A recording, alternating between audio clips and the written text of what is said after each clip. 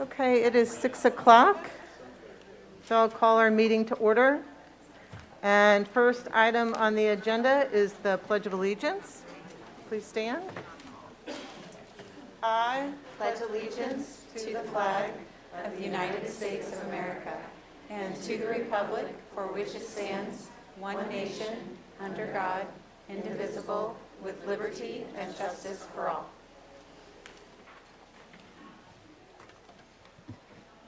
Okay. Item 1.3, adoption of the agenda. Do I have a motion? So moved, Hembry. Second, Goodburn. All right. All in favor say aye. Aye. Opposed? Motion passes 7-0. The agenda is adopted. 1.4, approval of minutes, special meeting February 28th, 2022. Seek a motion? So moved, Owsley. Second, Stratton. All right. All in favor say aye. Aye. Opposed? Motion passes 7-0. 1.5, approval of special public comment meeting February 28th, 2022. So moved, Borkman. Thank you. Second, Goodburn. All right. All in favor say aye. Aye.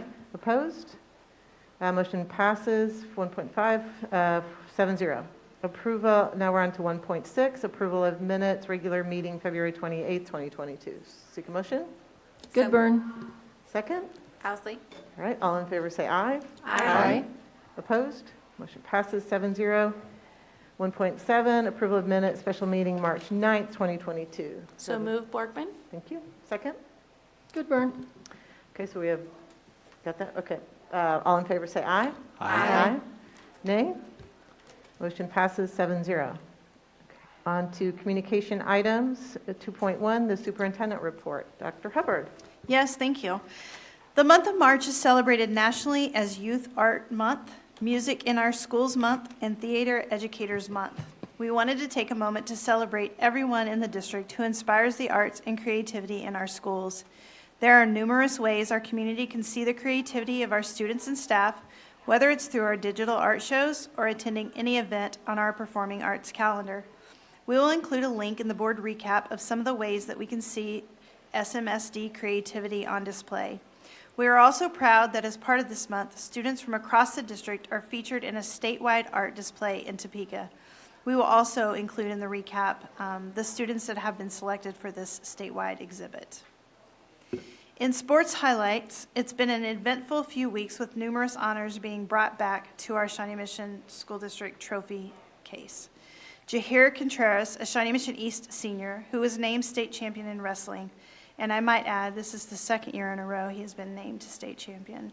Shawnee Mission East also claimed the Kansas State High School Athletic Association 6A Boys Bowling Championship title. We're also very proud of the Shawnee Mission West girls basketball team and the Shawnee Mission Northwest boys basketball team for their amazing seasons that led them all to the state tournament. Congratulations to all of our athletes and coaches on these fantastic accomplishments. And it was great in winter season, and we're looking forward to spring. Hoping for better weather, but looking forward to spring. The Polar Plunge. A couple of weeks ago, I shared that I would be taking the Polar Plunge at Lake Olathe in support of Special Olympics of Kansas. I can report now that it was very cold, but it was fun, and I think I would do it again. We had teams from Shawnee Mission South and Shawnee Mission West, as well as Special Education Director Sherry Dumoulin, take the plunge. It was such a fun event that brought students and staff together for an amazing cause. Special Olympics Kansas raised nearly $85,000 that day. Our district has worked in partnership with the Kansas State High School Activities Association and Special Olympics to provide unified sports opportunities, which allow students of all abilities to compete together. We're so thankful for this partnership, and we're glad to join in some of the fun to provide these kinds of opportunities for our Shawnee Mission students. On to Biotech Success. Shawnee Mission biotechnology students excelled at a recent regional junior science and humanities symposium. They claimed 4 of the top 5 prizes for research they presented. Daniel James Schipfer, a Shawnee Mission East senior, earned 2nd place and a $1,500 scholarship for research related to aging on the liver. Caleb Gilmore, a junior from Shawnee Mission East, earned 3rd place and a $1,000 scholarship for research related to mitochondria. Henry Blair, a Shawnee Mission East senior, earned 4th place for research related to diabetes. And Olivia Fritz, a Shawnee Mission West senior, earned 5th place for research related to fly larvae. They are all now headed to national competition in New Mexico. We are so proud of these signature program students and their teachers, Dr. Kenneth Lee and Zolma Perez Estrella. R&D open houses. I have a couple of notes related to the upcoming Research and Development Forum. First, a reminder to students and teachers that the deadline for submitting projects to the Student Showcase is Monday, March the 28th. We'll include a link in the recap where that can be submitted for art, science, career, and technical education projects for display. We also hope everyone will save the date this year for Research and Development Forum. This is the 60th year of the forum, and the entire community is invited to view student projects in the R&D Forum Student Showcase. A series of open houses will be held in April here at the Center for Academic Achievement, and we will include a link in the recap with the full schedule and the details. Attendees will get to see student artwork, science projects, and career and technical education projects. On April 30th, we encourage everyone to watch the Next Great Idea Pitch competition featuring Shawnee Mission students. We'll have a link to the live stream on the SMSD webpage, and viewers will be able to cast their votes for the event's People's Choice Award. It's always an impressive event, and we also want to thank the Rainier family for all they have done to support the forum since it began in Shawnee Mission over 60 years ago. And that concludes my report for tonight. Thank you very much. Agenda item 2.2 is board reports, and we'll start with Ms. Humbry with SMAC PTA. Any updates? No updates. Okay. And we'll move right on to the Shawnee Mission Education Foundation. Ms. Humbry, any updates? I'm going to go ahead and let Kim handle that when she presents the E2 awards later. All right, sounds good. Mr. Stratton, any updates with Ksb Board of Directors? The Ksb Board of Directors' next meeting is this Friday and Saturday in Goodland, Kansas. Okay. It is the home of the current board president, and so tradition is that the meeting is hosted once per year in the home city, and so we will be moving to the Mountain Time Zone to have our first meeting Friday and then into Saturday. All right. Will you get a school tour or anything? Yep, and a lot of windshield time. So Reverend Guy brought us back souvenirs when they did that, so just so you know. Duly noted. All right, thank you. Ms. Owsley. I don't have an update right now, but Stuart Little is here this evening to give an update. Great, thank you. And that was for Legislative Committee. All right. Ms. Borgman for KSB nominating is, yeah, okay. And then Policy Review Committee, Ms. Goodburn. Yes, we met in early March, and tonight you will see on your agenda 3.04, 3.05, 3.06, 3.07, 3.08, and 3.09, which are all first reads tonight. So we'll go through them when we get to those on the agenda. Thank you. And then back to you, Mr. Stratton, with the Finance and Facilities Committee. The committee gathered along with the board a week or so ago, 2 weeks ago now, and toured the Westwood View School and the progress that's going on there. And that committee is scheduled to meet next on March 31st. Right, thank you. That was some impressive progress to the elementary site. Okay, that concludes our board reports. Item 2.3, Board Financial Report. Dr. Hubbard? Attached, you'll see the February board financial report as well as the SR2 expenditure report. So if you have any questions, Mr. Knapp is available, or any of us possibly can answer those questions for you.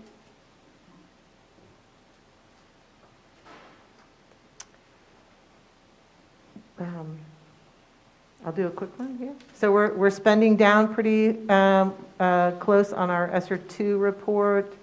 Do we know what the status of the SR3 planning review process is, where the state board is in reviewing SR3 plans? Or So our SR3 application is almost complete. We do have some time this week on the calendar to finalize that and get it submitted. Okay, thank you. All right, okay. That takes us to discussion items. 3.1, the E2 grant recipients. Yeah, I'd like to ask Kim Hinkle, Executive Director of the Shawnee Mission Foundation, to join us at the podium to discuss the E2 grant recipients, and she'll be sharing those with us tonight. Welcome. Good evening. Sorry, I have a lot of folks Excellent. following me in. Sure. Yeah, absolutely. Good work's happening in Shawnee Mission. It's These are all exciting to good see. things. This is very exciting to see. Yeah.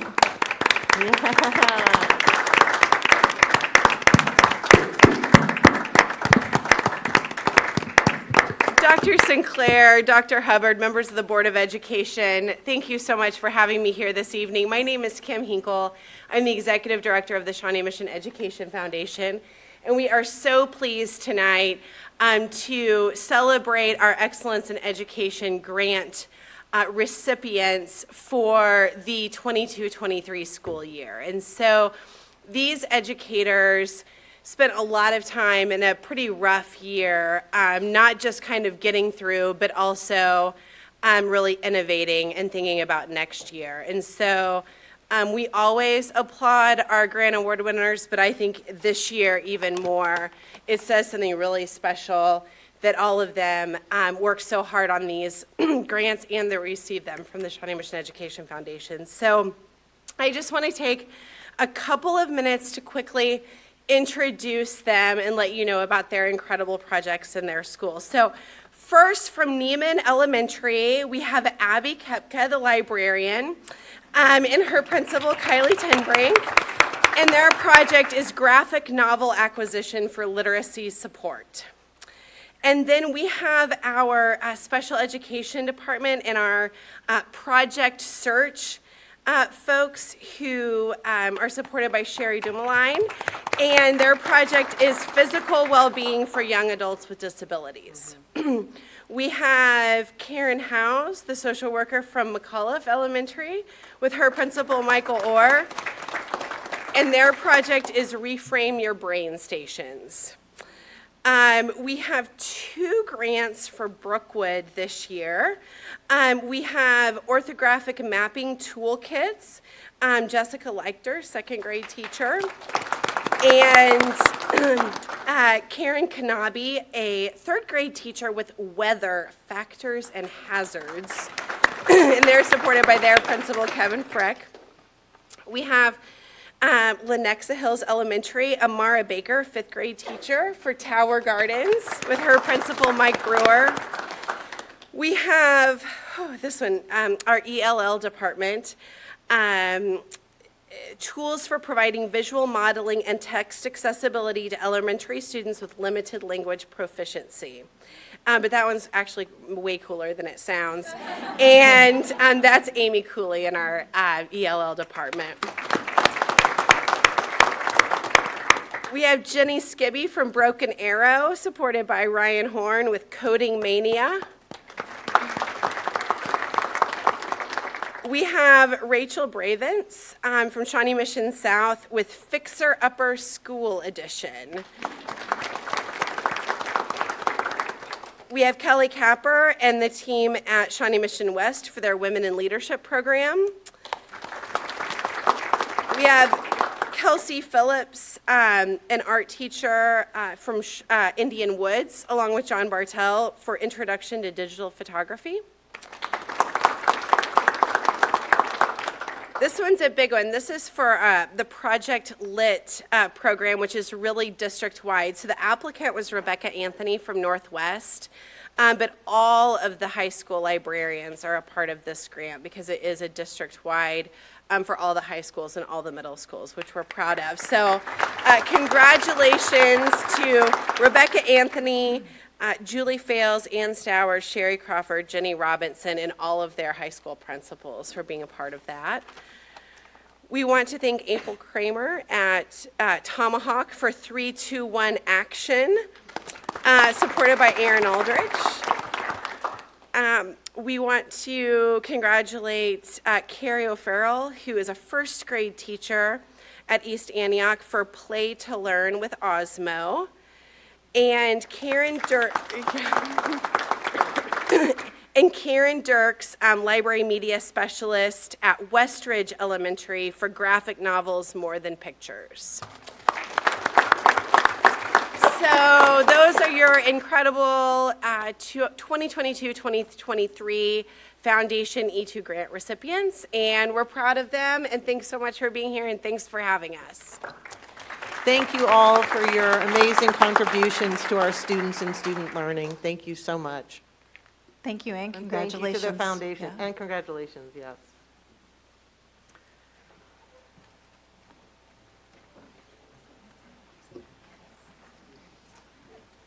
Okay, as they're transitioning out, next on our agenda is the ELA Presentation 3.2. So later in the agenda, you're going to see an actual adoption item, an action item on the adoption of new ELA instructional resources, the elementary level.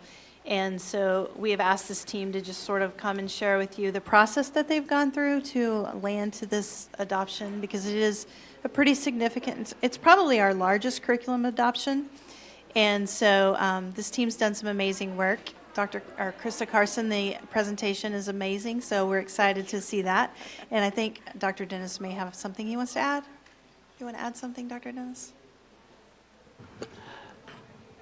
The only thing I would add is that this has been an incredibly difficult year to do this work, but this team has done a remarkable job, and credit to Krista and her leadership. But the teachers have been just really amazingly engaged, and I'm excited to present them to you. So without further ado, I'm going to turn it to them because they've done all the hard work. Well, thank you for this opportunity. Let's see, can you hear me? All right, thank you for this opportunity for us to share the work of our ELA cadre, specifically the process that we followed to bring you this recommendation for the purchase of a ELA instructional resource. I'm Krista Carson. I am the elementary coordinator of curriculum and instruction. But most importantly, the team that I have with me are here also to share with you the process that they went through in coming to this decision. I have with me Emily Taggart, kindergarten teacher from Comanche, Haley Wallace, 5th grade teacher at Apache, Sherry Easley, kindergarten teacher from Brookridge, Emily Alvarado, 6th grade teacher at Tomahawk, Kendall Baxter, 6th grade teacher at Ray Marsh, and Michelle Tapko, 6th grade teacher at Roseland. So they're each going to come up and share a little bit about their experience as well throughout this presentation. Obviously, every time we come together, we put our strategic plan goals in front of us to make sure that we stay focused on the right work, and it centers us and aligns us in ensuring that we are doing that. So, of course, as we went through this process, that was our focus. Most recently, our work has brought us to this point in our process to bring you this recommendation, and we are recommending the purchase of Open Court Mcgraw Hill kindergarten through 5th grade, as well as Mcgraw Hill's Study Sync for 6th grade. Both of these resources are considered comprehensive resources in that they provide instructional materials for reading, writing, and speaking and listening. So we have been working since December of 2020 to get started for this process and to get geared up and begin the process by doing some research around the options that were available to us, and then examine those options in regards to whether or not they followed the structured literacy elements as well as the science of reading and what we know needs to happen for students to learn how to read. So as you can see, we started back in December, and here we are today bringing this recommendation to you. So the process, we followed a pretty structured process to come to this determination, and Emily Taggart from Comanche is going to start us out with giving us an overview of that process. This is just going to be a brief overview because I think each person's going to speak to each one of these categories. But we started out and we assembled our team together, and we looked at 3 or 4 different things, 3 or 4 different products, and we went through them, and we decided, would this be something that goes along with the science of reading and the way that we want our ELA to go in Shawnee Mission? And then we decided, after we chose a few things out, we chose out 2, and then we piloted the program, and each person got to pilot 1 program, whereas in the past, you would pilot 2, but we were kind of short on time. And plus, it let us get a little bit deeper into it. Then came the evaluation, and we sat down and we went through pages and pages and pages of what makes this a good program for us. Why would we want to have this? Why would we not want to have this program? Then after the evaluation, the proposal was submitted, and we're sharing that process with you tonight. And then after this all is finished, then hopefully we will plan for some implementation and do some professional learning with our peers. Thank you. Thank you. So part of that assembling the team included 26 schools across all 5 feeder patterns. So we ensured that we had representation from all across the district. We had 42 teachers involved in using the resources, evaluating the resources with our evaluation tool. And then there were 853 students that were involved in using the resources and providing some input with their opinion. So our next up is Haley Wallace. She's going to share a little bit about the beginning of our process. So at our first meeting, we started out the first half of the day reviewing the science of reading and learning a little bit more about that so that we would know exactly what we were looking for in a program. And then we went through, in the afternoon, we were able to dive into all those programs and look into them deeper and go through all of their materials. And then we gave them red flags or green flags based on a screener for them, or a rubric, to see how they did and compare it against each other.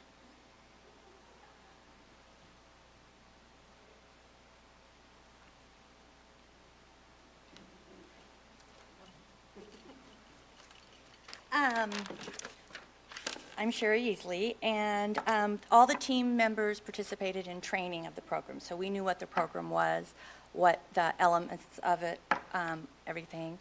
And then we created plans to go along with all the resources we had. We looked online and and then both print and digital. And then we were offered a lot of Q&A sessions with Mcgraw Hill, plus an open invitation to contact them if we had any questions. So we never felt like we were out there swimming alone in it. And then we spent some time with, since I'm kindergarten, I spent some time talking to my kindergarten team members. You know, what are you seeing? What are you doing? What are you liking? So I could get the full idea of the program. And I will say, I feel very fortunate that I was able to pilot Open Court, and I'm involved in the letters training because they really match up. The science of reading, it's amazing. I just got done reading Unit 3 last night, and there were so many aha moments, and it talked about picking a program, and it was amazing. And my kids loved it. Dr. Dennis, he got to witness my children singing the songs, so very cute, if I do say so myself.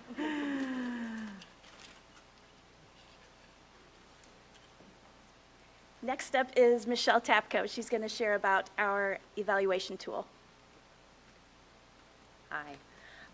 First of all, I want to thank you for allowing 6th grade to be as different as we are, because it was really appreciated to acknowledge that the resource for K-5 doesn't always work and fit for us, because we are in the 6-8 grade band in the state and with our standards. So thank you very much for that. For the evaluation, we were given the forms ahead of time, so we kind of knew what to look for. And some of the teachers chose to evaluate along the way, and some chose to pilot and then go back to the evaluation. I was a pilot and go back person because my brain can't do too many things at a time. And it was really good because when we went back, we were able to sit down and discuss it with our students, and the students were able to say, I took text quality and I said, and I should say, I piloted both of the resources in 6th grade. I teach 3 different sections, and so I had the opportunity to do it. And so I said, let's talk about and let's have a discussion. And I was amazed at the quality of discussion that they had, saying, yeah, some of that was really easy, and I don't know if I would learn as much. So really thoughtful things, thinking about kind of metacognitive stuff that they came up with through the process. So that was really kind of cool.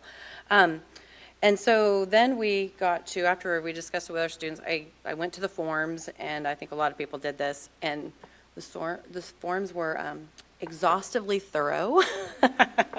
And I mean that in the best possible way. And if you'll see, like the first 4 things, the alignment to standards, text quality, building your core knowledge and assessment, those are kind of the things we always think of when we think of a reading resource. But it's the ones below, the 7 below, that really, I think, hit what we're trying to go for with our structured literacy. Krista's been doing great PD bites for us around structured literacy, and you could just see all the different ways the program hits. And it was just kind of really nice to see a little deeper level than just, is the text good? Do they have appropriate assessments? Does it align with the standards? Because those are the basics. But it really did show you that the resource was going deeper into, and it actually facilitated really good conversations with us about, are we going to need to supplement and support? Is there a weakness? And for 6th grade, we have, you don't think we would need foundational skills, but sometimes we do. And one of the things that I thought was really unique about the pilot is there was a rubric for K, there was a rubric for first, there was a rubric for second, there was one for 3 through 5, and there was one for 6.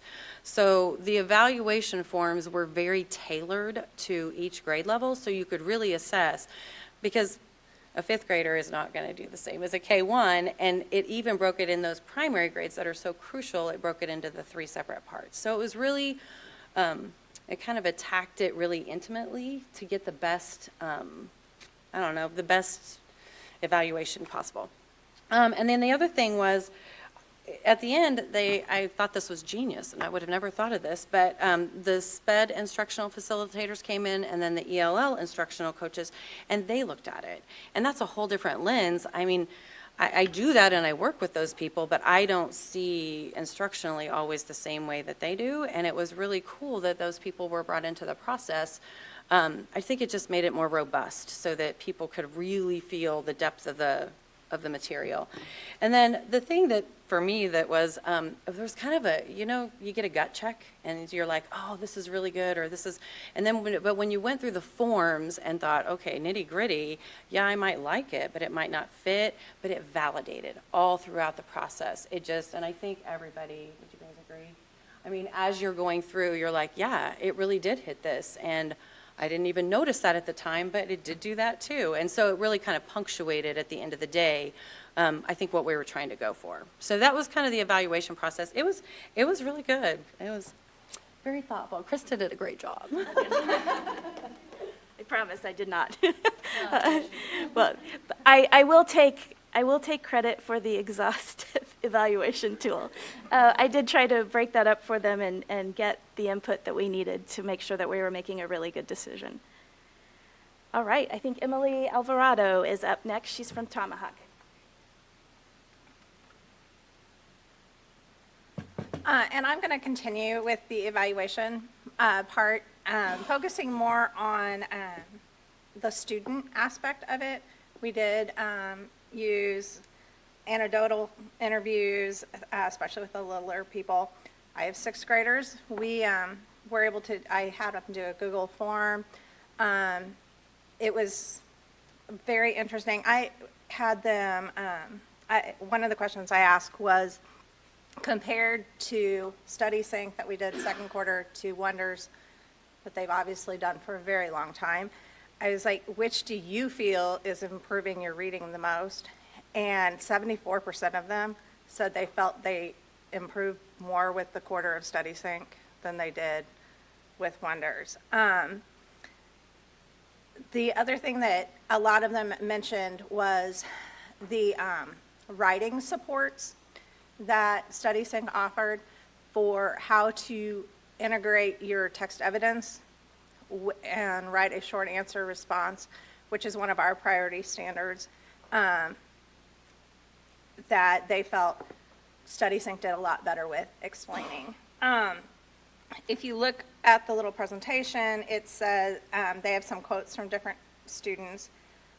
One of the 6th grade, this is not one of mine, but said that there was so much information they didn't have any choice but to learn. I think one of the things that we do have is the digital aspect of ours, and I believe Open Court is too, but is there's videos, and for middle schoolers to have videos with other middle schoolers on it and not cute little cartoons that are great. When I taught primary, great, but I think helps them a lot understand kind of what they're doing. Oh, and I was just going to say one thing. I know Michelle, because she did do both of them, she said something about one of her kids mentioning that something was pretty easy. That was actually the other program, not the one that we're asking to buy. I would say, if anything, most of them feel these are a little more difficult than what they've experienced in the past.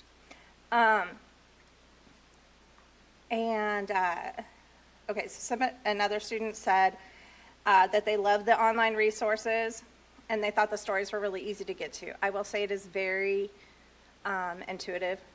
It also goes with our social studies.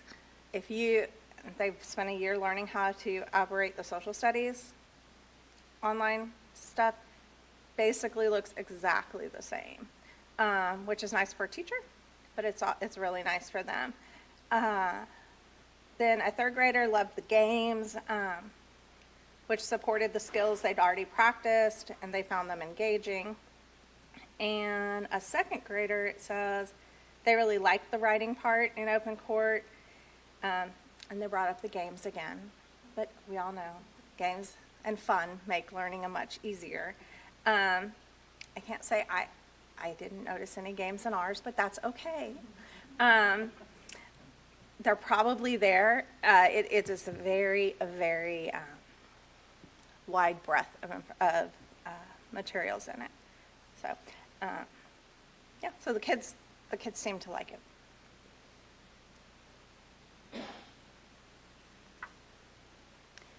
All right, so just to kind of reiterate what we are recommending, this is a 6-year adoption, and it would include the print, the digital, consumables that are replaced every year, as well as the professional development. So that's a little more detail about what we're recommending. And then kind of thinking forward and thinking about our next steps, we do have, this was the first phase of the process going through that pilot, but our next steps we have on our mind going forward, planning for that distribution of materials to teachers, as well as the plan for implementation and training with each of those resources. And so Kendall Baxter is going to finish this off with just kind of giving a little bit of input around one small component of the professional learning that's available within the resources, while also knowing that we're going to be planning for that professional learning district-wide. Hi, I'm Kendall Baxter, and again, kind of to echo what Michelle said, thank you very much for allowing us to try out StudySync. It is an amazing program, and I feel really lucky to have been on the team to try to get that rolling. I'm just going to talk about a couple of the things, a few of the online components that I thought were really beneficial. They have, an online blog. They have weekly lessons that you can log in through a Zoom call. And on those lessons, I've learned some major, fantastic stuff as far as backwards planning. What's your end result and how do you use StudySync to reach that goal? Using the online curriculum as far as reteach for a whole class or maybe just small groups, and how you can find those skills and hone in on that for what the kids need to know. And the great thing about it is, the Zoom calls are normally at, I guess it'd be 3 o'clock Eastern or 4 o'clock Eastern, which is 3 o'clock our time. We're still in school. So you can register online, but the nice thing is they'll send you a link. So within 24 to 48 hours, you'll get the link, and then you can just kind of take your time to go through, get all the information. I like to take notes and kind of go back to those notes to revisit them. Same thing with their Getting Started guide. So when you get the formal education, you're getting everything thrown at you as a teacher. If you've been teaching for 1 year, or 10 years, or 20 years, you get all that information. And so they have a really great part as far as the Getting Started guide, and it just goes through step by step for those teachers that, if they get the new curriculum, they'll feel a little overwhelmed, but it's just a great guide to help they can lean on and get that information. So again, thank you very much. It's been a great opportunity. Okay, so before I open it up for any questions or feedback that you might have for us, I do want to thank again this dedicated group of teachers. I am so thankful to have them on my team, and they have done an amazing job with learning a new resource and then coming up here tonight and sharing this with you. But also I want to thank all of our ELA cadre members who aren't here, because they did take on quite a task this year with learning a new resource and then implementing and then providing all the evaluation around those resources. So thank you, thank you. I appreciate it.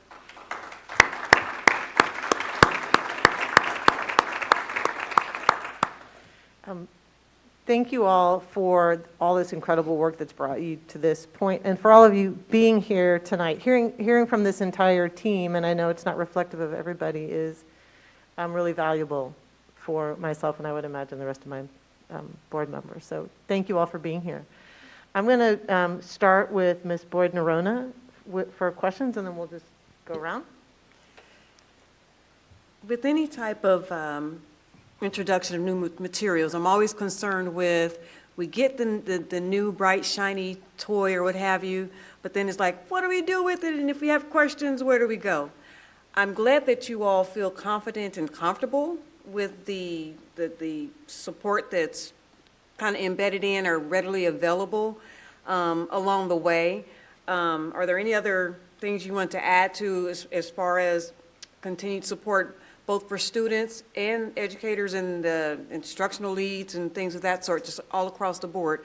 Are there any other components that you haven't discussed with us? Because if we decide or however we move forward, we want to make sure that you still have all that you need in and outside the classroom. Yeah, no, so I appreciate that. We absolutely are going to be working with the professional development team of the resource and making some plans going forward with how many in-person opportunities as well as the on-demand piece. But also our cadre members, they're, I hope, with me for the long haul. And we're actually meeting coming Wednesday to start the work to see how we're going to support the rest of our colleagues across the district. But we're meeting on Wednesday, and then we'll meet again in April. So we definitely have some plans for thinking forward and looking at what supports we're going to provide. And they're all the experts in the kind of the challenges or the obstacles that they faced in their pilot that they're going to bring to that planning and creating some support. Is there anything else? Great, thank you. Mm-hmm. Okay, Ms. Borgman? Thank you so much. It's so good to see you. Anytime we see teachers and students, it's like a breath of fresh air. So thank you for being here. And Mrs. Easley, it's good to see you. It's been a long time. So thanks for the wonderful, thorough analysis and report. There's so many questions I'm sure we all have about how you did this through COVID and just all of those things. And I do have a couple questions. My first one is with regards to online learning, as well as, having those resources, the physical resources, what kind of balance will our students have in the classroom with digital versus like a more, hands-on approach with worksheets or whatnot? Actually, with StudySync, it's great. It's like a consumable booklet. And so every unit has its own consumable booklet, and it's got the margins for annotation, and it's got skill lessons embedded, so you can choose to do the skill lesson in the book, or you can choose to do it online. And I think we all played with, we played with both of them. And sometimes it makes sense if you're doing like a station rotation, you might want to have it as an online station, but if you're, their deficit, you might want to do the workbook together and things like that. But it's actually, their textbook is a consumable workbook, and so you have the option to go back and forth. So I think it'll be pretty even that way. Yeah. I mean, what do you say? So a consumable workbook? It's not a workbook. It's their text. Okay. They do the text. It's called one of the companies called it a magazine, but Mcgraw Hill, I think it's their text. Mm-hmm. But it's consumable in the sense of they've given you the margins for annotation. Got it. Whereas in a traditional one, you would be given sticky notes or, saying, oh, write it on a piece of paper, which is not as authentic. So, and I don't know, is that the same for the K-5 program? It's pretty, we Yeah, we have a workbook and we have take-home decodables that our students will be able to read. Those are also accessible to us, I know, online. So we can show it on the big screen and they can follow along. But it's so important for them to have fingers to text. So I'm glad that we are proposing to get the decodables for the earlier grades. For Open Court, it's also all online too on the students' iPads. They can access all of the books and all of the workbook materials there also. It's great. It's amazing how my kids are just now all in secondary, but even just in the short period of time, just how the elementary classroom just sounds so different already in just a few years than, I mean, my youngest is in 8th grade, and I'm like, I don't know what you're saying. I don't know what words you're using. So it sounds to me like kids will have some choice as to whether they want to use a paper version or an online version. It's really kind of up to them, and they can kind of self-guide, and that's great. Thank you. All right, Ms. Ousley. I'm really excited, actually. I have a few questions, but they're going to the same place, so I would like to be able to ask them in order. Thank you. One of the things that Mr. Stratton and I have talked about that Mr. Stratton really appreciates is a process. If you have a good process in place, then the end result works out well. And so I've learned really the importance of a process in part from serving with Mr. Stratton. And in looking at this, I find that it's really highlighting how important it is to allow educators to be involved in the process and to vet it. And so some of my questions are actually about you guys. I think that would be useful. Collectively, how much teaching experience do you here represent, do you think? Can you give me an off the cuff? Just collectively, like if you average 10 and then there's 6 of you, is there 60 years of education experience out there? 70? I mean, maybe more. More? Are we going to get way up? All right, 100 years? 100 years of education experience? This is a group project. Okay, so, and some of you, okay, and that's just those of you who are here tonight, and there's 7 of you here tonight, and then in the cadre, there was 42 educators. And so if we want to expound that out, we've got hundreds of years of educator experience testing out different products with students and then finding the one that works and that will work for our kids specifically. And I think that is a really important narrative right now specifically because the importance of our local school boards and the state board and being able to make these decisions and not having folks who do not have that really important education experience making the decisions. And so because you have that experience and you worked with the kids and you tested it out and you are bringing to the table everything you know about how kids learn and what works best for them when you make that decision so that we can make a good investment on a curriculum material. And I know there are people in this room who understand what the importance of that is and how that is a clear distinction from some of the things that have been happening in Topeka recently. But this entire process is how you vet something for students. And so I really appreciate it, and I really appreciate that you put together the presentation. And I hope that there are some folks who have an opportunity in Topeka to see this, and I will send it to them to make sure that they do. So thank you very much for your service. It's appreciated.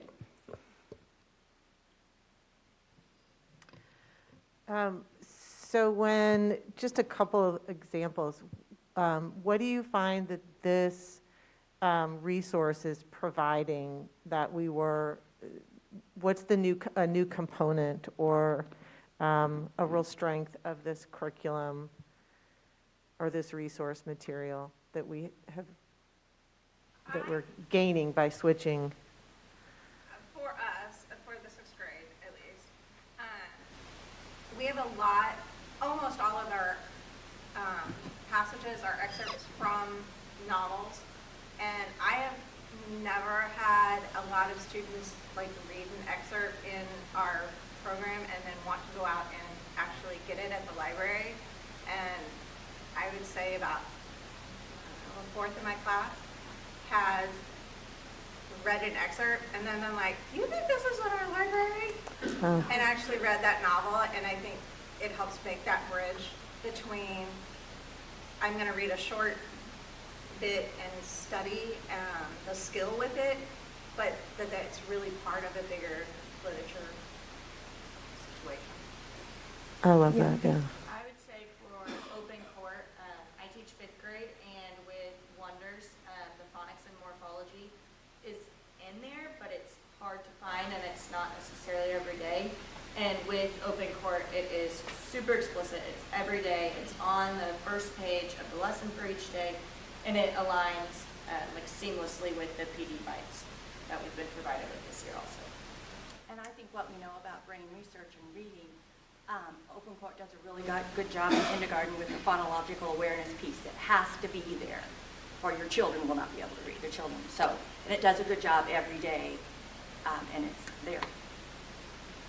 And it's providing us with a very good foundation for early reading skills. Because we want our kids to be able to read by the end of 1st grade. And I honestly feel like a program like this is going to help us get there. I think for Study Sync, one of the things that I love the most about it, and actually Dr. Hubbard, you saw it in action, they have a really good collaborative discussion piece. And so they have the students, like she said, the middle school students that are modeling it. And of course they are like, oh, that's so cheesy. But I will tell you, it ups their game because I make them video their discussions. And so then they turn in that video discussion and they take it more seriously. And the richness of the actual literary discussion is really, really good. Like I've had kids when I'm like, I didn't even know you knew that word. I didn't even really know that you understood the concept at that level. So I think that's another huge thing, especially that's one of our priority standards in 6th grade. And there's really no resource to teach that. I mean, it's kind of, you just got to do it. But having the modeling in place really, I think it really helps a lot. I mean, our students have had great success. And you get to go outside like Dr. Hubbard said.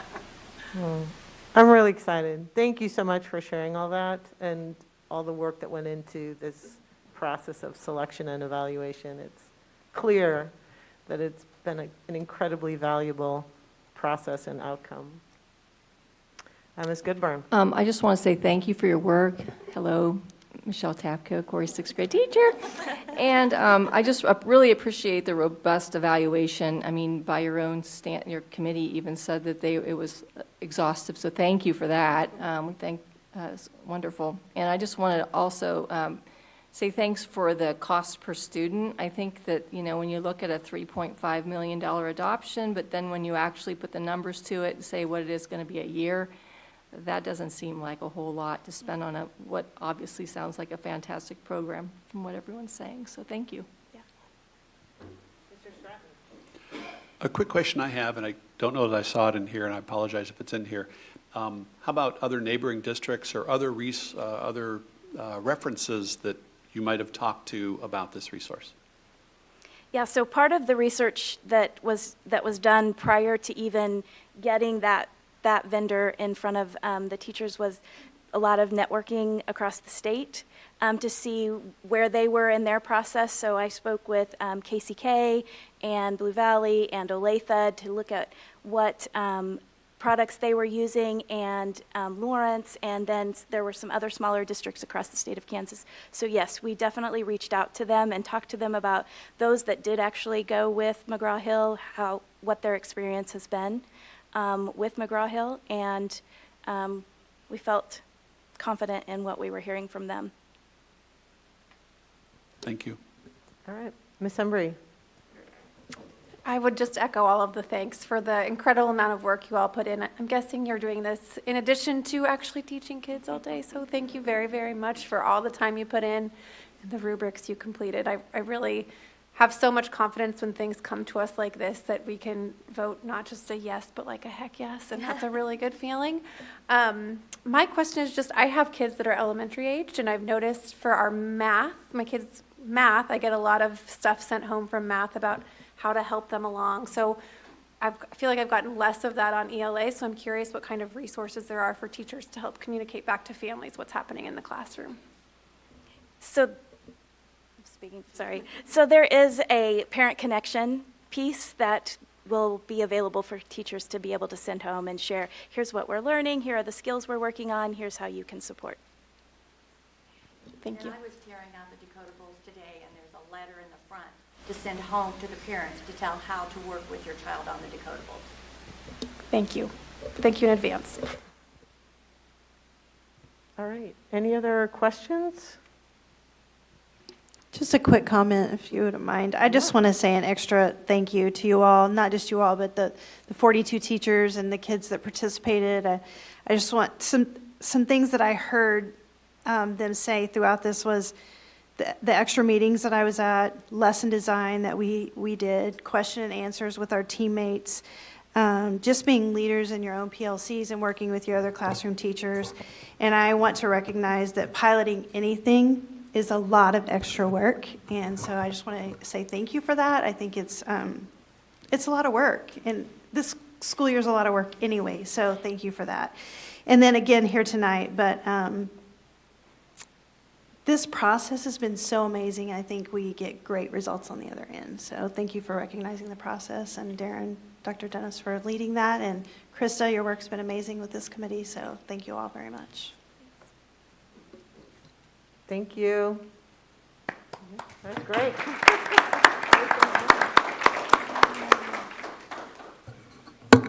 All right. And now for some exciting news. Item 3.3, a legislative update. So as Dr. Little's coming up, I just want to say that today I had the opportunity to join David Smith and Dr. Sinclair and Heather Owsley as we joined the State House and the Johnson County representatives, and we talked about open enrollment bill, the K-12 budget, special education and funding needs there.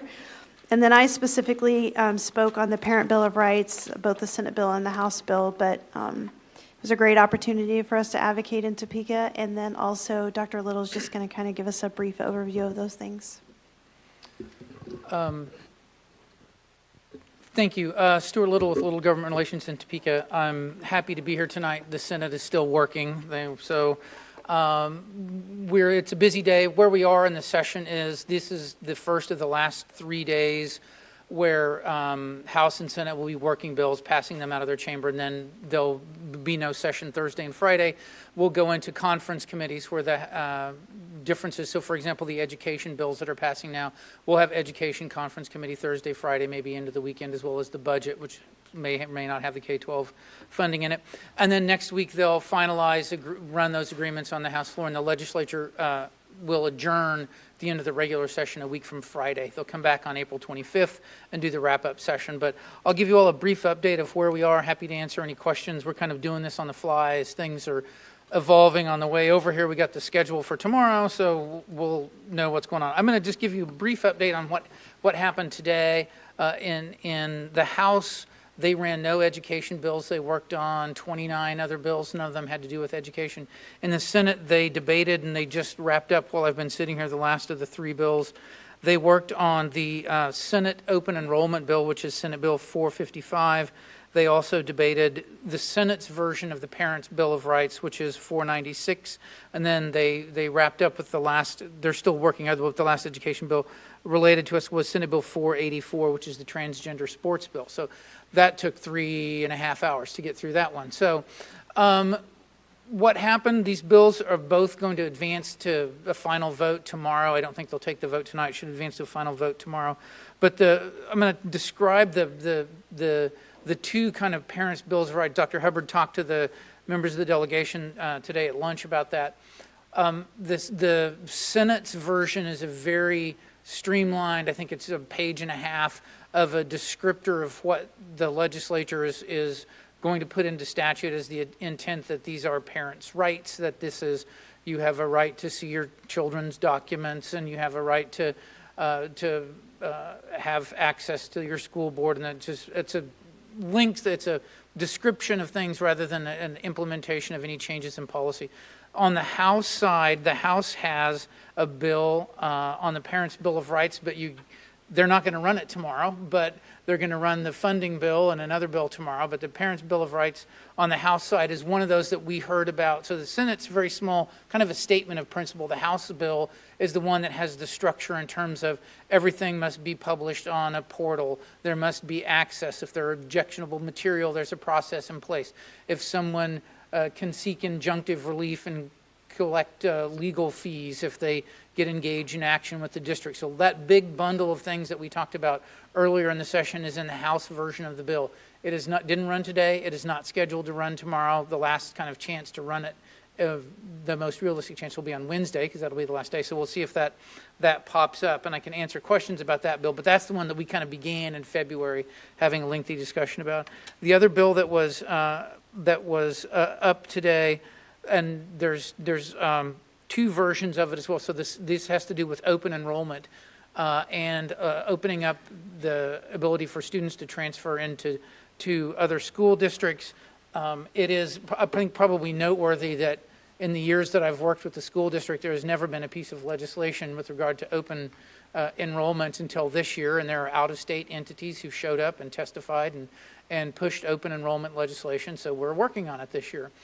What essentially the idea is with both of the bills is that without regard to what your local transfer policies would be, a student in any school district would have the opportunity to select any school district they wanted to enter and go to school there. The parameters that were kind of put around that concept are, it initially began as a bill that just said if you want to go to another district, you go to another district. And the parameters that were put about were along the lines of there has to be capacity within a school district. So a school district would have the authority to, the authority, that's the wrong way to phrase it, you will be responsible in the Senate for twice a year doing a capacity study that determines by grade, by building, what your capacity is. The House version of the bill is only one time a year. So you would have students coming in the fall, and then you would have the opportunity, beginning in the fall, and you could have students coming in the spring, and you'd get paid based on the September 20 counts date for anybody that came in the spring, in the fall, but you would not in the spring. So there's a process in place. The Senate's bill is much more expansive, has the 2 dates for students to come in. You would have to go through the process. There's an appeals process. In the Senate bill, the students who would be allowed to transfer if there was capacity would make an application. The timelines are on the bill, but then there would be a lottery, random selection of who got the open slots to transfer into the school district, and they would be deemed to be a student until they either didn't meet academic standards, and so that you could theoretically come into the district as a kindergartner, be here the whole time, and if you are selected in the lottery, any one of your siblings would automatically be allowed to go to the district as well, to go into that district. So that's the kind of the Senate version of the bill. It doesn't have transportation waiting in it, so anybody that's going to want to do that's going to bear the responsibility of moving between districts. The House version of the bill is one of the bills that they will debate tomorrow. So let me just wrap up the sentence. So Senate worked on the big bill, the transferred bill. They worked on the Parents' Bill of Rights. There's one provision in the Parents' Bill of Rights in the written reports I've been providing. We're keeping track of essentially what the policy is on immunization, vaccination, and the Parent Bill of Rights in the Senate included language that asserted it was a parent's right to direct their children's immunization status. And there was a move on the House floor, on the Senate floor, excuse me, an amendment to remove that provision from the Parent Bill of Rights and to lapse it back to your authority to make those kinds of immunization decisions. That doesn't waive the fact that there are 3 other bills in the works that in some way or other make modifications to that. But I think it is noteworthy, particularly in the Senate, that came off a bill today and was removed off with relative ease. So tomorrow, the Senate is still working, so they only have one other education bill, and it's a minor computer education pilot class. I'll shift to the House real quickly. They didn't work any bills. Tomorrow, they will take up what is the K-12 education budget. On the Senate side, that budget's in the big budget bill. It's already passed the Senate. It's in there. So essentially, the governor's budget has passed the Senate, and we can start negotiating agreements and work something out on that when the legislature is ready to do that. On the House side, they stuck the budget bill into a policy bill, and they will debate that tomorrow. So that comes up tomorrow, and they will be talking about two bills, substitute for Senate or House Bill 2512, and then they'll have another one, which is 2615. The numbers don't mean anything except one of them is the governor's budget with a whole bunch of more responsibilities given to you all in some categories. And then the other one is the House open enrollment bill, narrowed one time. Students have to be admitted by September 10th so that they are counted in the count. That's the only count. If you, after July 1, you can take applications, and it's on a first-come, first-served basis if there's capacity. So you'll be responsible, I keep saying able, you will be responsible to determine capacity, and there's this ratio pupil to teacher through K through 8, and 9 through 12. It allows you to factor in programmatic capacity, so what your IB or AP or any of those kind of things would be. The budget has essentially the governor's budget, but it has three changes to it, and one of them is significant. The three I would note, the two main ones, they're taking $5 million out of the existing budget from other sources and using it to fund additional SROs, and it's a part of the Safe and Secure Schools program. They are also taking $4 million out of the budget from school districts that essentially it's almost every school district in the state who has math proficiency level 1 or level 2, taking that $4 million and giving it as a sole source contract to an out-of-state vendor who gave a presentation to the House K-12 Budget Committee. And then school districts would be, if they wanted to use that program, would be able to use that program. And I understand we've already invested resources in another program. We would still be responsible for contributing and having a reduction to our budget to fund that program. So that's in the bill. So those are two of the main changes from the governor's budget. There are a couple of other provisions in there that are a part-time enrollment option that would allow someone to enroll part-time if you were homeschool or those kind of things. You could do part-time enrollment.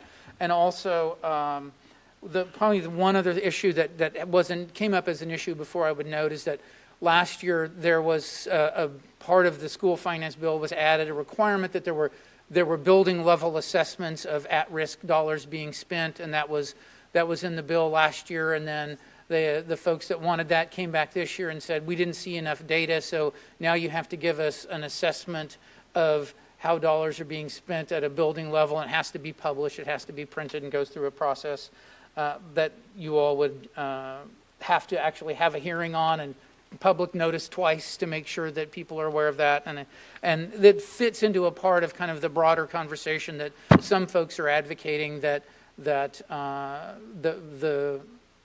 the resolution to their concerns is getting more things onto the district's website, and so that's kind of where we are. I think the budget issue will begin resolution. We'll probably have conference committees later this week negotiating differences between the open enrollment issue, and then it's likely, even if the House doesn't pass their version of the Parents' Bill of Rights, we're probably going to have that as topics. So I think all three of those topics are going to come back up before, if not before next Friday, then again when they come back at the end of April for a very brief wrap-up session. I'd be happy to answer any questions. Okay. I believe, yeah, Ms. Borgman, you are up to start us off.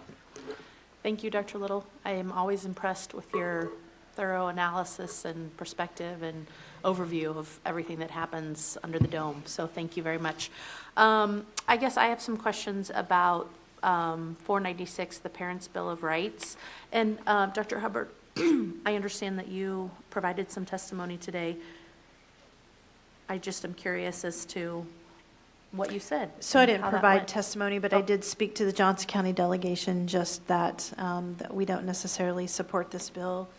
And that we believe, at least the Senate version, that we do those things now, that we have a lot of information on our website. Parents have access to both our standards, curriculum, and instructional materials as needed. They can get it at any time. They can parent-teacher conferences. We have curriculum nights with our families, parent engagement nights, opportunities to engage with the curriculum materials. So there was that piece, but then the other part I spoke to is that we oftentimes hear from legislators that we want the money to be in the classroom. We want the money as close to the classroom as we can. And really this bill, in my opinion, completely negates that. It does just the opposite. It puts a large burden on both district administration, but really classroom teachers. And so I just suggested that the best focus for our teachers is really working on learning loss and teaching and learning, and not administrative burdens that are unfunded. Thank you. That was beautifully said, and ditto. So are we concerned that this has a good chance of passing, or what's our feeling on this? I would suspect, well, one thing I would note also, one thing that's kind of dropped out of this whole conversation is the education savings account. That's a piece of legislation that we had hearings on, we participated in. So among the, let me find the right way to phrase this, among the priority of folks, of topics among folks who are interested in advancing some of these kind of change issues, education savings accounts, the parents' rights issue, and then the open enrollment are kind of the three main issues that those folks are interested in pulling together and seeing as an expression of implementing into statute some strengthening of the idea of parental involvement in the process, whether that's being able to view information or having a voice in what happens. So I think the education savings account, I think, has dropped off. I think it's clear that the votes don't exist to do that in Topeka right now.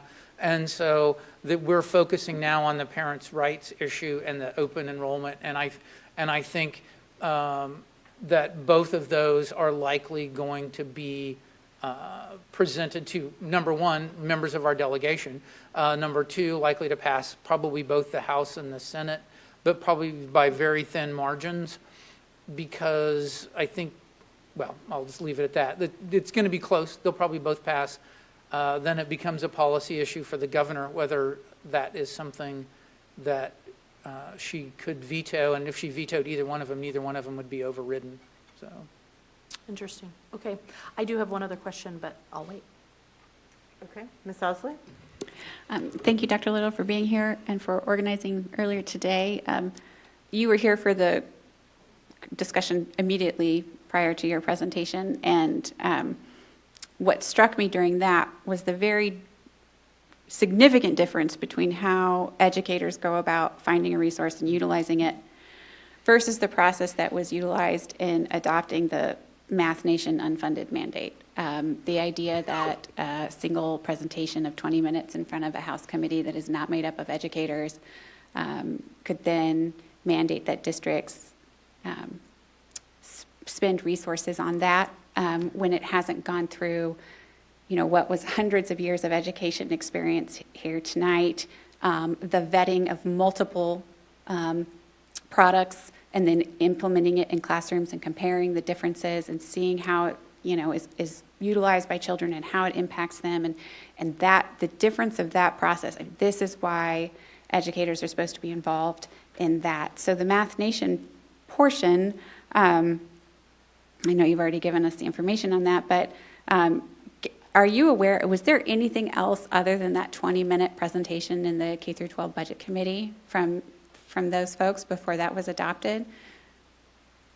Nothing that was a public presentation made, other than I think the Senate Education Committee had received a presentation as well that same day.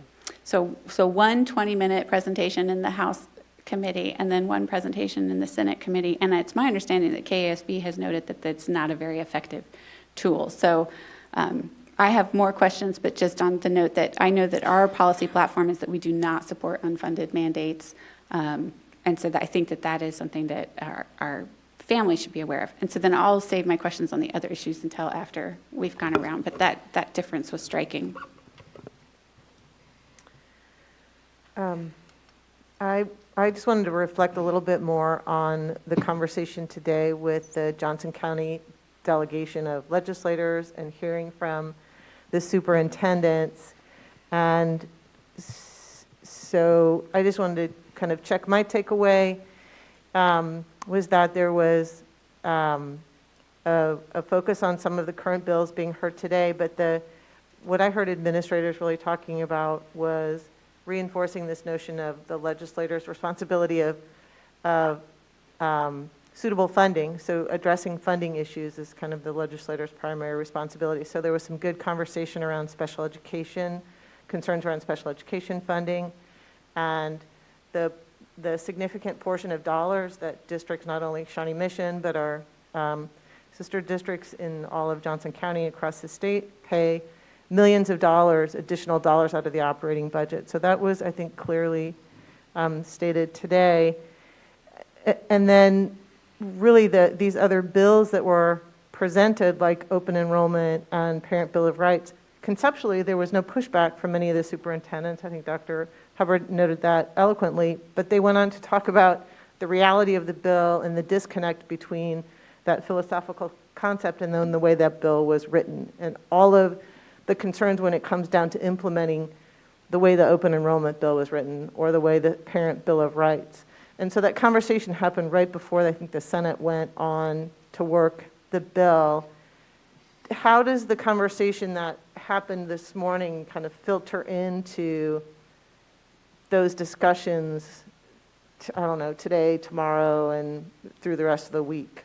Those points that the superintendents clearly articulated, these bills will do the opposite of what you're really probably trying to achieve. They will take away time from teachers to focus on learning and put them behind a computer and in front of a copier and whatnot. No, I think that's a good encapsulation of the conversation that took place. If you go back and if we had the good fortune of scheduling lunches every day before they debated important issues, it would be really helpful, because there was a lot of conversation on the Senate floor during the debate, having folks, having heard what was talked about, having really good conversations about the first and foremost focus on the students that are in the district. That's the number one priority, who are families of taxpayers and who have voted for an elected school board and those kinds of things, as opposed to having and spending resources and time and energy, particularly twice a year, doing the work of just satisfying this requirement, when in fact the point was clearly made, and I think it was made on the Senate floor again, that there are, I think, 25,000 students in Kansas who transfer under current policy. So I think you're correct in your assessment of how the conversation went. It was on target, and I think as we're messaging here in the last few days of the regular session, that whether it's in the House committee or when we get down to conference committee where they're negotiating what should open enrollment look like, if anything, to be framing up how we talk about that, and the Parents' Bill of Rights. If it's general, if it's overly prescriptive, I think you guys hit on all those themes today. Thank you. Ms. Goodburn. Stuart, I think it was interesting that you said that the open enrollment had really never come up. I've been on the board 12 years. I've never heard of it coming up in the legislature in the last 12 years. Well, I've been on 11 years actually, but okay, so I've never heard of it come up. Where did it come from? I believe it came out of Florida, where most of those kinds of things come from. So yeah. no school district is not an issue that anybody here in Kansas is bringing up, like school districts or whatever, or parents of, so it's some national issue that's coming up and then all of a sudden brought on all of a sudden it's our issue. And I think it would absolutely I'm not going to speak for administrators, but strike fear well, I'm going to speak for board members. It strikes fear in me thinking the fact we have certain facilities, and I know that there's all these things, we have to figure out a capacity or whatever and all that kind of stuff. There's just extra work.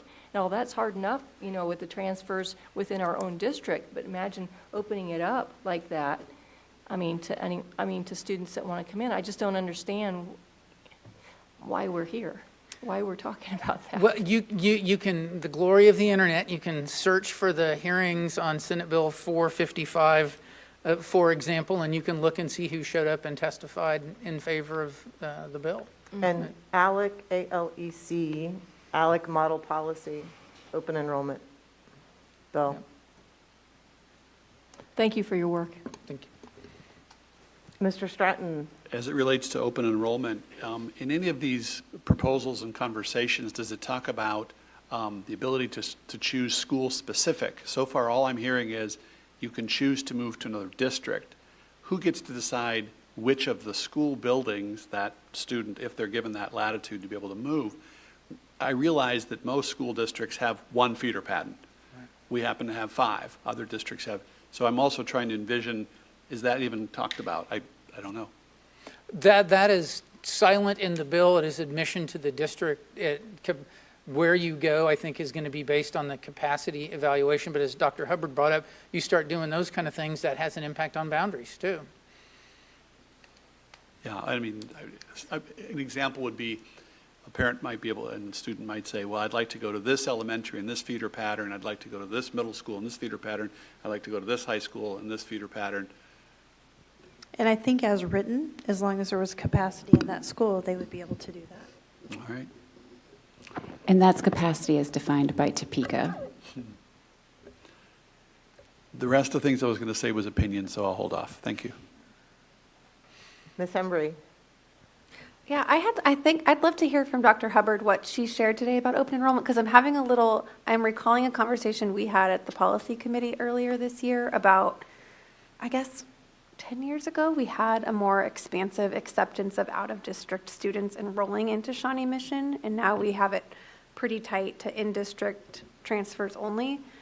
But I know at prior points in time, the district has allowed students from other districts to enroll in Shawnee Mission. So just to clarify, Wayne Burke from Spring Hill, Dr. Burke spoke on open enrollment. We each took a topic, but I think we did have a policy. Matter of fact, we still have a policy. It's actually, I think, on the agenda tonight. The policy, one of that we're revising, still allows for out-of-district enrollment. However, we say right now, due to capacity and different reasons, we're not accepting out-of-district except for our employees, our siblings of kids that were here in that, which that's about to age out. I mean, there are still some, but we stopped open enrollment specifically due to, and some of my peers and Dr. Gilhouse can help with this too, but due to the block grant, because we were funded based on a number, not actual individual students. So that's why it was stopped many years ago. We talked about it extensively this year, and we talk about it every year since I've been here on, do we want to come back and propose that we start taking out a district again? And there's multiple reasons why we haven't done it. But I think it's also, we believe our resources in the district should go towards the taxpayers' children of the school district, for one. 2, we think it would be pretty detrimental to our neighbors in Wyandotte County, and we want to be respectful of our peers to not, for lack of a better word, like strip students from other school districts. And I know that Dr. Burke spoke about that today pretty specifically, and that's a huge issue that they have. And just at semester, they would have anywhere from 40 to 150 new students coming in at the semester. And so if you start taking out-of-district kids up to capacity and then someone moves in to that legitimately moves in, we're adding a new teacher because of a one enrollment that has 5 or 6 out-of-district sitting in a classroom. So it's a resource issue, probably as much as anything for us. The one thing that our out-of-district does provide is that they pay tuition, a portion of tuition, which is deducted from the state aid, or the state per pupil. However, it still puts a little bit of of commitment into the game that I'm going to get my kid to school on time. I'm going to get them to school every day because they are responsible for transportation. This bill would not allow us to do that any longer. So it would literally just open all boundary doors for all school districts in Kansas. Anything you would add, Dr. Gilhouse or Russell Knapp? I would say transportation was touched on, but really hasn't been thought through very thoroughly with the challenges and the cost that that would be, as well as the students that would be capable of providing their own transportation, as well as the parents that would have access to be able to get them to the necessary school of their choice. So I think there's an awful lot of outliers when it comes to transportation and many other questions. Again, it goes back to capacity. What is capacity?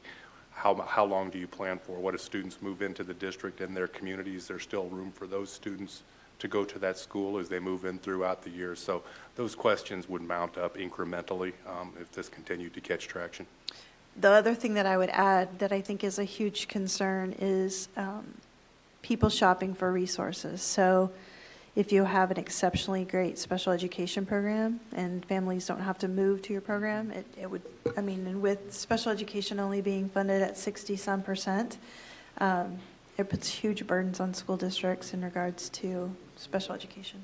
Almost, David brought up a point today, it almost would disincentivize districts to have great programming if it came to that, because we couldn't afford to do it if we had families moving in that weren't taxpayers. That's helpful. Thank you. I was just having some dissonance between the sort of out-of-district idea and open enrollment and how they're similar and how they're different. They're actually, quite frankly, the same minus the tuition that we, and it wouldn't just be an open door. I think for me, it comes down, I think Dr. Gilhouse and Dr. Hubbard both touched on it, but I'm just going to use the word, it's equity. So, for example, if I'm a student in Kansas City, Kansas, and I see that there's a really good school in Shawnee Mission, think about the type of student and families that are going to be able to get their students to that neighboring school district. So now we're taking the best and the brightest from other school districts that probably could use those students in their school districts. So I think that equity piece is a big part of something that isn't always spoken out loud. Can I add to that too? Just the assumption, I'm sorry, I'm kind of stepping out of line maybe, but the assumption built into the notion for open enrollment is in opposition, I think, to the idea of an equitable and adequate funded school finance formula. So the whole point of the Gannon lawsuit was to ensure that every district had adequate and equitable funding to provide quality education. And we still have not had state aid fully restored. So we have, in districts that serve a higher population of kids with greater needs, are going to be hit harder by an inadequate and underfunded school system. So why we're even having this conversation before we have full restoration of our state school finance formula is highly problematic. The last piece I would add on this is the staffing nightmare. We have students enroll in January and set up our FTE based on those number of students and their selection of classes, and our opportunity to be able to properly staff would be, and which programs to staff them and which buildings to have and where the cutoffs, it would be absolutely shooting into the sky and hoping to hit something. I'm going to add one more thing. So while transportation is not part of this and students would be responsible for their own transportation, that is not true for special education, because with special education, transportation is considered a service, so we would be required to provide transportation for those students. As long as we're on the topic, can I add just one more comment on this? With regards to the capacity issue, we set our capacity on what our policy is with regards to class size and what a building can handle.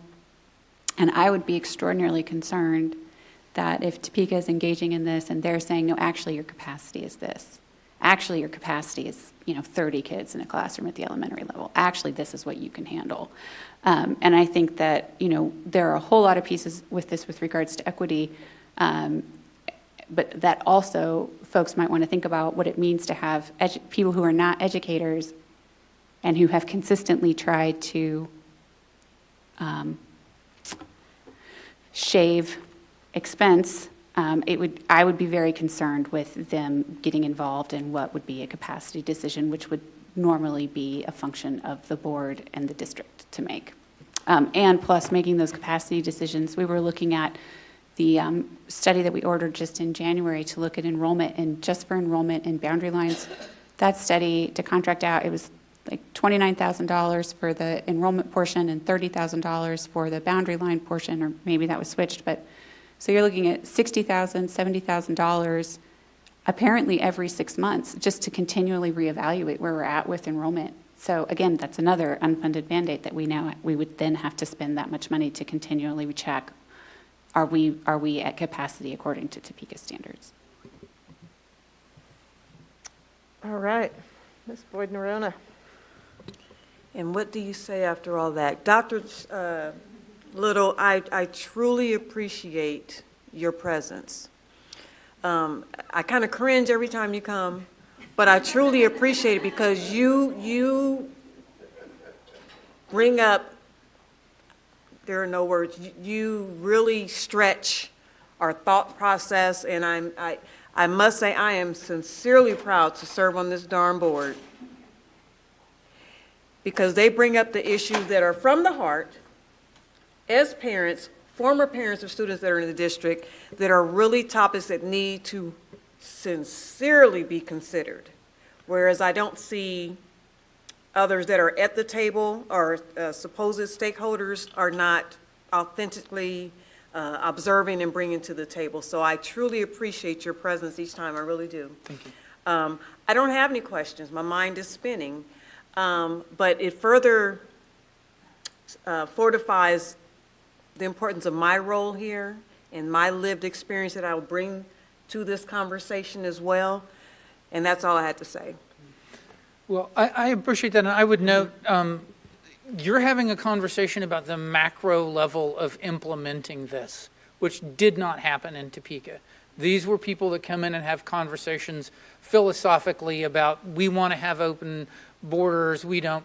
The reality is that this is what should be done, and this is how the conversation should take place. I think there are a couple of issues, and I'm sorry, Madam President, if I get out of line here, but there are some things that are kind of laying here that I just kind of need to be said, to the extent that if you have 100 or 1,000 transfers into this district, what does that do to the tax burden on property tax owners when you're generating the local option budget? When you have people that are in the count that aren't contributing to the revenue, you're going to spread that burden to other property tax owners. The special education issue is important because the obligation to provide those services. The last thing I would note is that this is the long game on this issue. The long game is if you get a choice to go to what any public school you want to go to, which is basically what this is, and if a public school district doesn't have capacity to take you, maybe you get to take your money and go to a non-public school.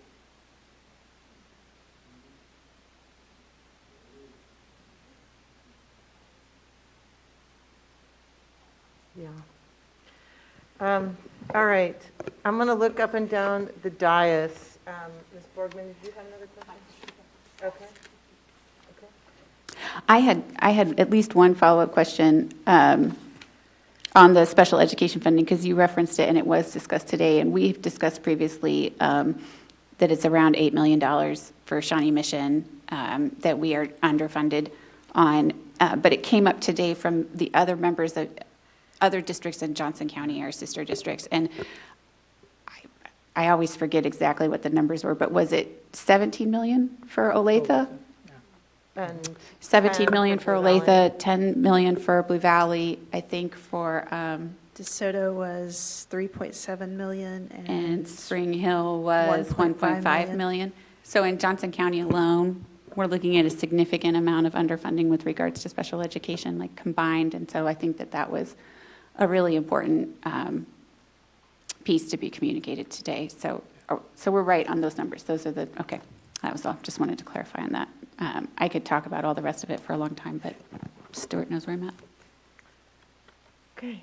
Anybody else? All right. Oh, Mr. Stratton.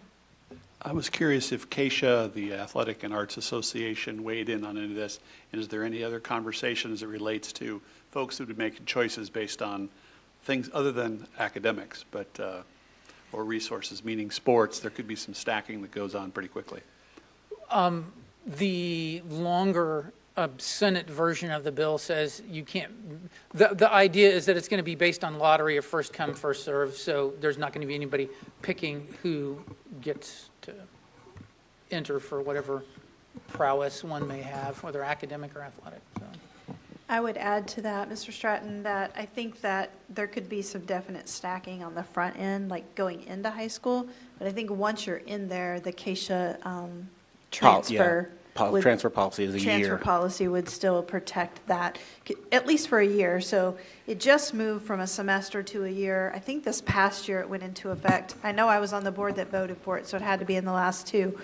But as a Keisha board, we have not discussed that, at least to this point. But I do know that the transfer policy would at least protect that for a year. Because if you transfer, you have to sit for a year.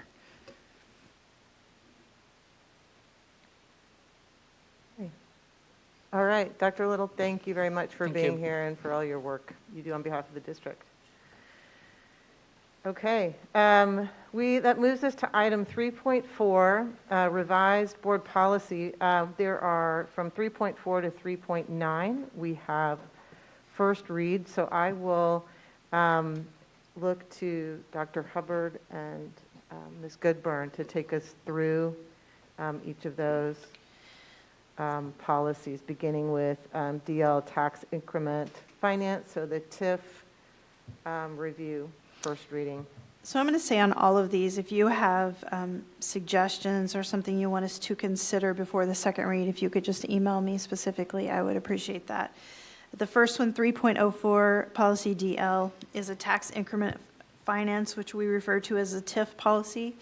In July of 2017, the law changed so that capital outlay mill levy was exempt, and this policy reflected that it didn't reflect that. And so it's really pretty minor changes that basically still gives the board the ability to create a committee and investigate as needed, but that we wouldn't have to have one every time there was a new TIF. So that is 3.04.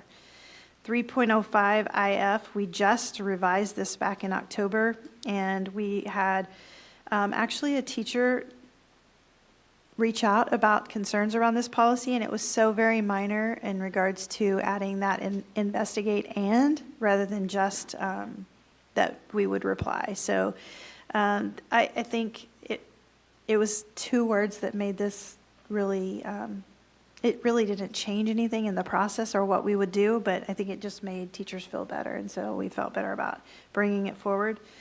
Policy IIA is a KASB recommendation as part of their updated recommendations that Rachel England brought to the committee. And then 3.07, the in-district transfer, if you'll recall, we had put a provision in there for removal of good standing language due to COVID for the 21-22 school year. So we're recommending removing that language as we are moving out of the pandemic, and feel like we've done a really good job of communicating the good standing expectation and prepared to move on from that language.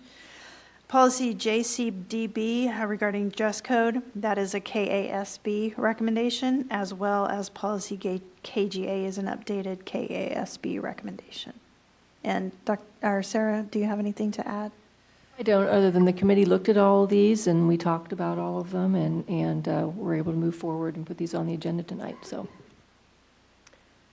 Okay, so again, if there are questions or concerns or suggestions, to email Dr. Hubbard. Does anybody else have any questions at this time?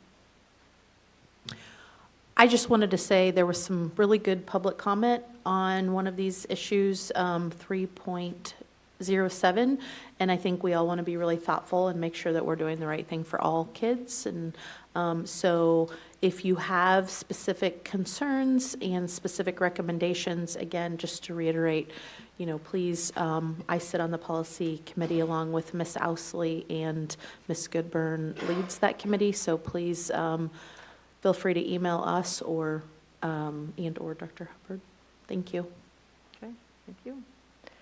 Okay, this moves us to the consent items. So from 4.01, approval of consent items, I'm looking for a motion to approve, and that would bring us to through 6.02. So moved. Owsley? Oh, sorry. Second, Hembry.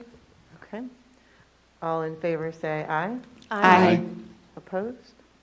Okay, motion carries 7-0 on the consent items. Thank you. All right, that brings us to our first action item, 7.1, approval of adoption and purchase of Mcgraw Hill's open court reading resource for K-5 English Language Arts and Study Sync for 6th grade English Language Arts courses.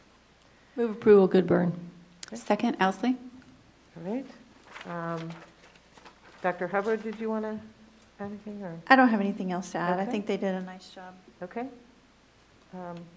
All right, all in favor say aye. Aye. Opposed? Motion carries 7.0. 7.2, approval to contract with Assisted Student Transportation for alternative student transportation services. So I'll seek a motion. Move to approve. Okay, a second? So moved. Oh, sorry, go ahead. Okay, so we have a second with Hembry. All right. Dr. Hubbard. So yeah, I'm going to ask Dr. Ziegler, who worked with this contract, to just add a few comments, because it is a little different than what we've seen in the past. So Dr. Ziegler. So thank you for the opportunity to share with you this evening. The alternative transportation proposal is something that we bring annually. So these are services. They're typically minivan services that we use for transporting our students who qualify for McKinney-Vento support. Also students who are placed in the care of the secretary for foster care, where in both of those cases we work to maintain school of origin attendance, which isn't always in the boundary of where a child is placed to reside. So we have transportation support that could be across district boundaries because of the nature of student needs, and trying to do the best to support them with as few transitions as possible. We also have historically used these services to transport special education students. The last 2 years, we have had the same contract agreement with assisted transportation. We did not experience a cost increase last year, but understanding due to some of the economic conditions, labor, vehicle, and fuel, that there would likely be a sizable increase this year, we opted to run a full request for proposals and have gone through a formal process to bring the recommendation to you this evening. The proposal that we have is to move away from a 1-year agreement to a 3-year with the opportunity to extend 2 more years. It also is structured a little bit differently in that we will have the opportunity to utilize the vans not just at the capstone pieces of each day, which was our previous utilization for the service. We only ran routes the AM and PM, before and after school. So now we'll be able to utilize more of the transportation options for special education services that are transported throughout the day. So we do have students that come in through, they could be 3- and 4-year-olds receiving special education services for maybe speech only, where they're, as Dr. Hubbard said earlier, we are required to provide transportation as a service when it's needed. So we'll be able to utilize this service through a greater number of students, a longer period of time, and realize some cost savings in doing so for that component of special education. It also allows us to right size, so we're not using as many big buses, so we're being environmentally a little bit better in providing a better transportation support that fits the need. So with that, we have a 3-year proposal for your consideration this evening. Do I see any questions? Kind of a quick question about, how does this complement our primary transportation contract? And I'm sorry if you already mentioned this. I apologize. It does complement, and so in allowing us to utilize the vans, one of the challenges that transportation providers in the bus industry, school transportation across the country have experienced the last couple of years has been CDL drivers, certified drivers. So in utilizing the vans, it does give us a little bit more support and takes some of the pressure off of having the resources there that would not require a CDL licensed driver to transport students in those smaller factor needs that we have. It also will allow us to utilize those vans, as we had an earlier comment, to provide transportation for students that may need the 1 or 2 between schools for programming. Thank you. All right, so I will seek a vote. All in favor, say aye. Aye. Aye. Opposed? Motion passes 7-0. Thank you. 7.3, approval to renew UPN internet services.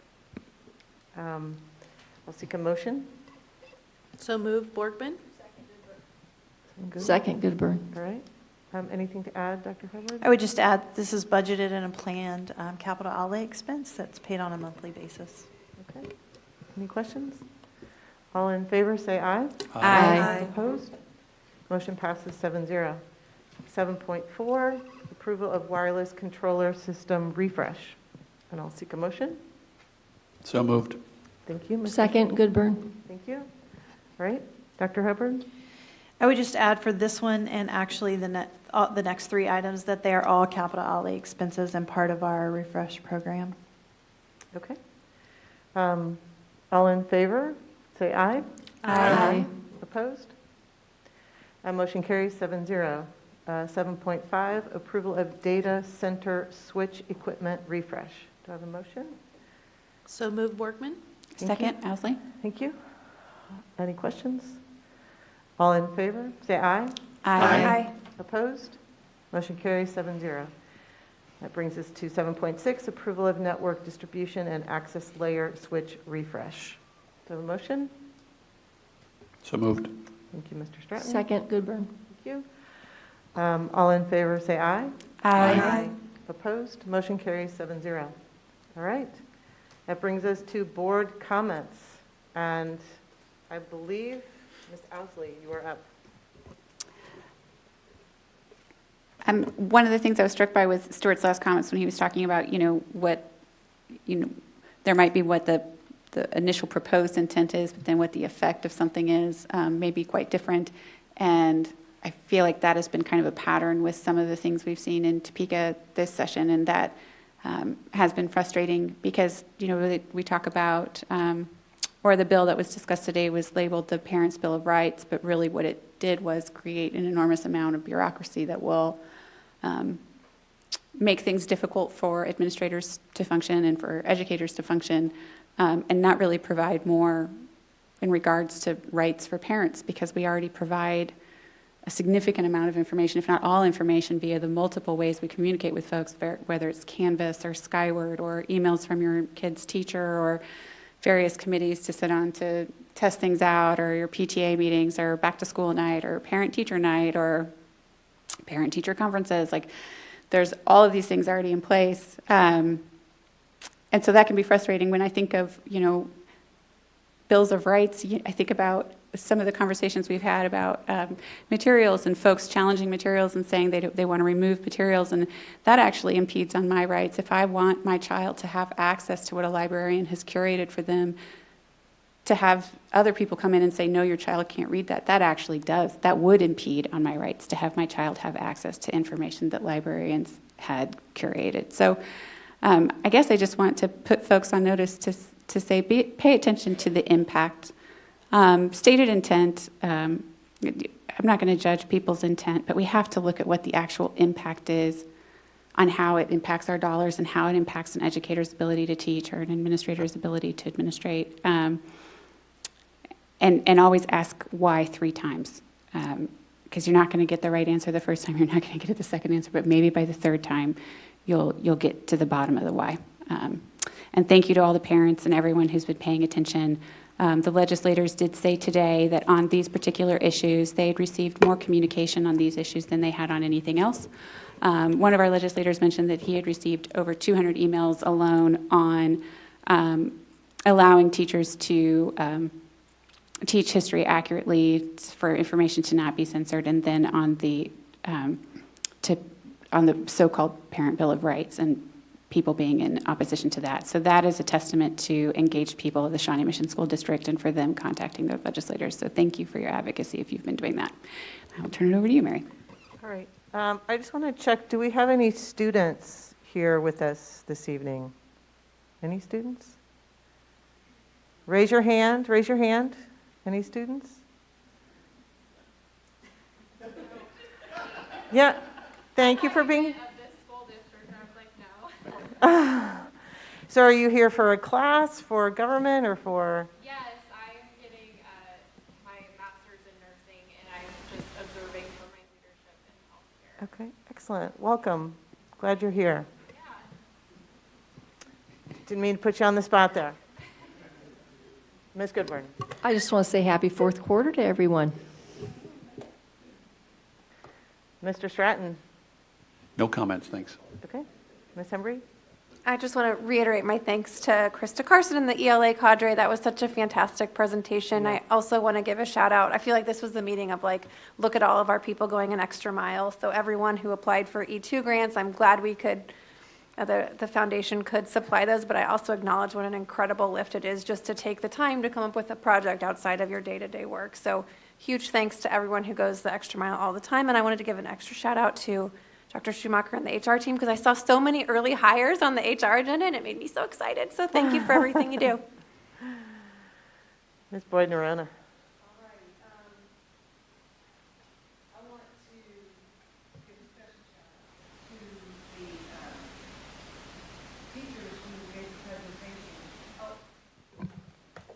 I wanted to give a special shout out to the teachers who took the time, that dedication and passion and them knowing the impact as teachers, educators, support staff to really make what matters matter. That's what I felt. If I could sum it up, that is what I felt in that presentation for the ELA. Self-proclaimed nerd, I must give a shout out to the Junior Science and Humanities Symposium, thanking the teachers Lee and Perez Estrella, especially in my district, for all that they did. I'm a nerd, I always give a little shout out. Last but not least, I wish Dr. Little, are you still here?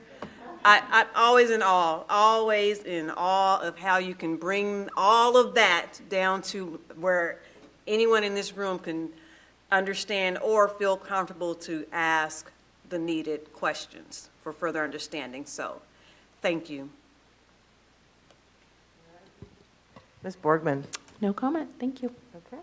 All right. That concludes our meeting. Our next scheduled Board of Education will be held on April 11th, 2022.